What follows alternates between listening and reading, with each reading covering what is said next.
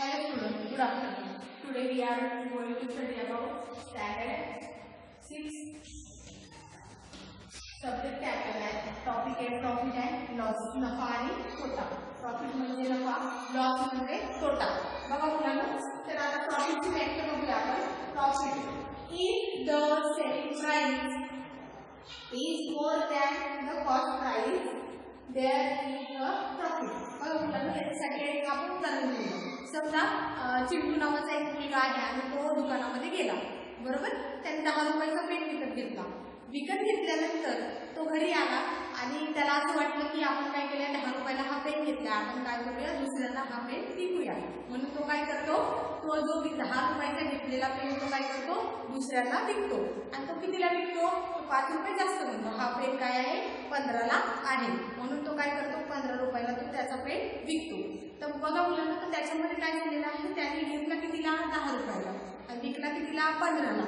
म्हणजे त्याला 5 रुपयाचा काय झालाय, फायदा झालेला आहे. म्हणजे घेतलेल्या किमतीच्या पेक्षा जास्त किमतीने विकणे याला काय म्हणतात, प्रॉफिट म्हणतात, म्हणजेच नफा असं म्हणतात. बघा मुलांना, तर त्याचं सूत्र आहे प्रॉफिट बरोबर selling price minus cost price. जर आपल्याला प्रॉफिट काढायचा असेल तर आपण प्रॉफिट कशा पद्धतीने करणार, तर आपण घेतलेली जी प्राइस आहे, म्हणजे जी किंमत ज्या किमतीला आपण घेतलंय त्या किमतीपेक्षा आपण जास्त किमतीला विकणे याला म्हणतात प्रॉफिट. आता बघा, लॉस म्हणजे काय, if the selling price is less than the cost price there is a loss. बघा म्हणजे काय, की घेतलेल्या किमतीपेक्षा कमी किमतीला विकले. आता ते खूप खराब झालेले आहे. काय काय करतात, समजा आपण एखादं उदाहरण घेऊया की काय झालंय, पुस्तक फाटलंय, एखादं क्लोथ ही फाटलेली आहे आणि ती जर आपण काय करतो, दुसऱ्याला विकायला गेलं तर ते काय करतात, जास्त किमतीमध्ये घेतात का, नाही घेत, कमी किमतीमध्ये काय करतात, विकतात. मग आपण जी किमतीला, समजा आपण 20 रुपयाला जर वही घेतली असेल तर ती कितीला जाते, 10ला किंवा 15ला जाते. का, कारण ती खराब झालेली असते, किंवा पुस्तक खराब झालेलं असतं. तर बघा, त्याचं सूत्र आहे लॉस बरोबर cost price minus selling price. म्हणजे काय, घेतलेल्या किमतीपेक्षा काय, त्यासाठी मी एक्झाम्पल कॉस्ट प्राइस घेतलेलं आहे. एसपी बरोबर 4,500 आणि सीपी बरोबर 4,500 आणि एसपी बरोबर 5,000. आता बघा मुलांना, काय आहे, कॉस्ट प्राइस आहे. तर आपण काय करणार, कुठलं सूत्र वापरणार, तर इथे आपण प्रॉफिटचं सूत्र वापरणार. का, कारण नफा झालेला आहे. प्रॉफिट बरोबर तर प्रॉफिटचं सूत्र सांगा बरोबर, एसपी मायनस सीपी.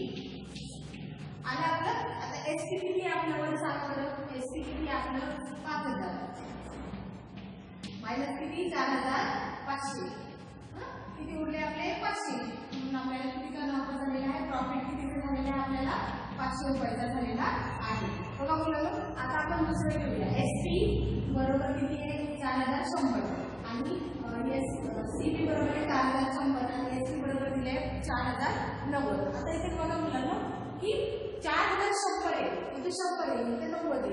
मग इथं आपण आपल्याला किती काय झालेलं आहे, लॉस झालेला आहे. बघा, आपण लॉसचं सूत्र वापरूया. लॉस बरोबर काय येणार, आपली सेलिंग प्राइस काय म्हणतात, सीपी मायनस एसपी. आता सीपी किती आपला 4,100 मायनस 4,090, किती फक्त 10 रुपयाचा आपल्याला काय झालेला आहे, लॉस झालेला आहे. या पद्धतीने बघा मुलांना, हे अशा पद्धतीने तुम्हाला जी प्रॅक्टिस सेट नंबर जो 31 आहे तो तुम्हाला काय करायचं आहे, सोडवायचा आहे. समजलं सर्वांना. काय करायचं आहे, की प्रॉफिटचं असेल तर प्रॉफिटचं सूत्र वापरायचं, एसपी मायनस एसपी. त्यानंतर लॉसचं असेल तर सीपी मायनस एसपी. या पद्धतीने उदाहरण